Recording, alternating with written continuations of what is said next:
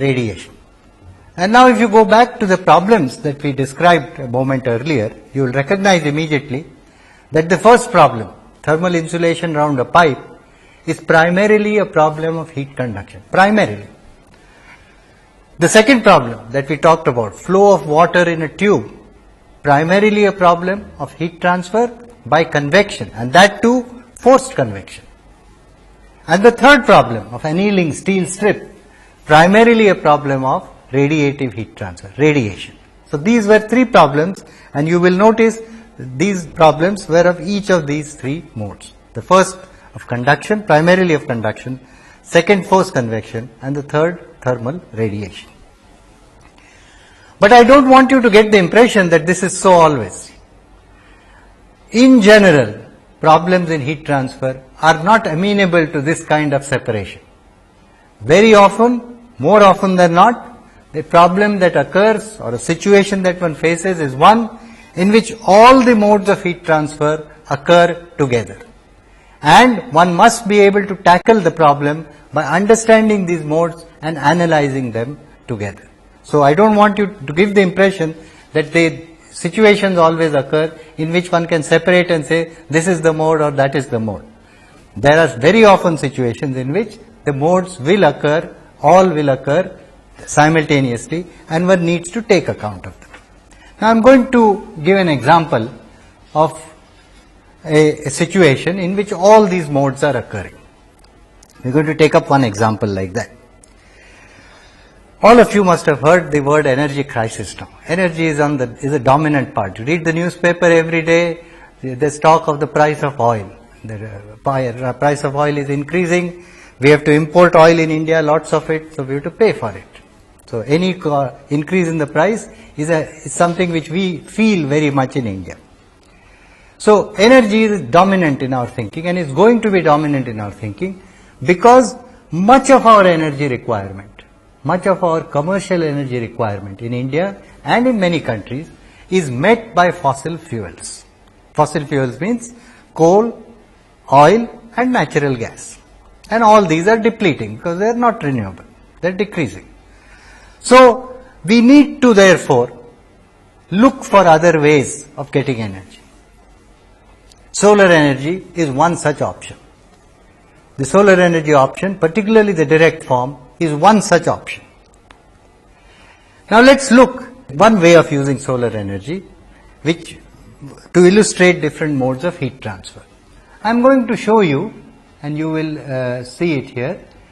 I am showing you here on the screen an array of what are called as solar flat plate collectors. You are seeing 4 collectors here. Each of them typically is about 2 meters by 1 meter, and they are used for heating water.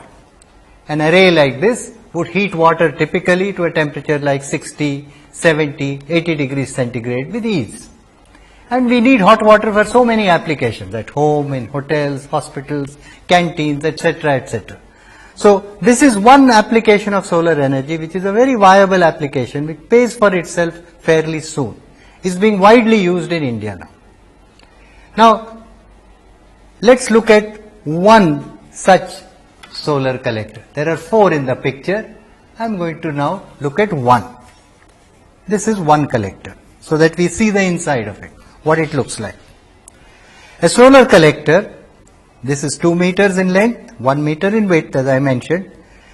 Typically on top there is a glass cover which you had seen in the picture, and below that there is an absorber plate. This is the absorber plate. It's a thin copper sheet, a millimeter or so in thickness. On that absorber plate or on the back side of it, a number of flow tubes are soldered. And the water which is to be heated flows in these tubes. So it enters here at the point which is called the inlet, flows in this header which I have shown here, which I am pointing out here, then gets distributed in these flow tubes and then goes out through the outlet header. Right, that's the position. So the water, the solar energy falls on the flat plate collector, and the water as it flows through gets heated up. And typically, as I said, you can get hot water at temperatures like 60, 70, 80 degrees centigrade in this collector. Now, let's look at a cross section of this collector. What would it look like? A cross section of this collector would look like this.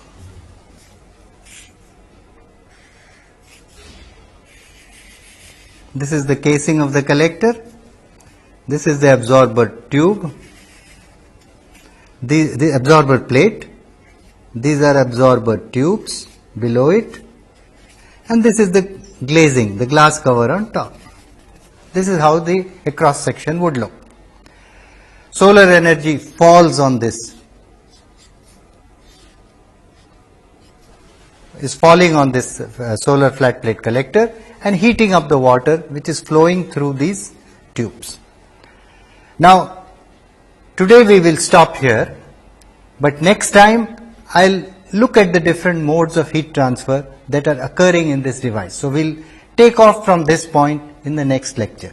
We've described a solar flat plate collector.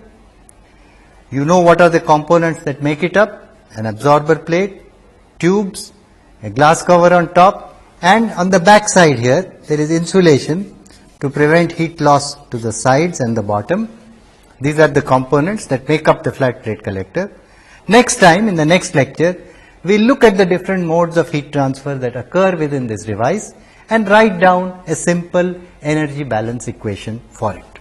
So today we are going to stop here, but let me recapitulate for you what we've done today so that we get a feel again for what we've achieved. Today, for instance, we've done the following. First of all, I've outlined the subject that we are going to cover in 30 lectures.